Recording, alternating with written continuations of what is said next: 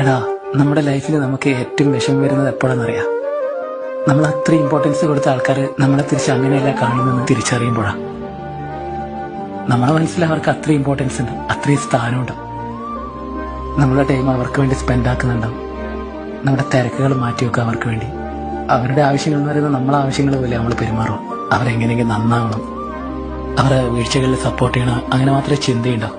പക്ഷെ തിരിച്ച് ഒരു ഘട്ടെത്തുമ്പോഴാണ് ഒരു കാര്യം മനസ്സിലാവുക, നമുക്ക് വേണ്ടി മാറ്റിവെക്കാൻ അവർക്ക് സമയം ഉണ്ടാവില്ല. നമ്മുടെ കാര്യം അവർക്ക് അത്രയും നിസ്സാരമായിരിക്കും. അതാണ് പ്രയോറിറ്റി. അവരുടെ ക്ലോസ് ലിസ്റ്റ് എടുത്താൽ നമ്മൾ എവിടെയും ഉണ്ടാവില്ല. എന്നാലും നമ്മൾ അവരുടെ പിറകെ പോകും. എന്തുകൊണ്ടാണെന്നറിയാം?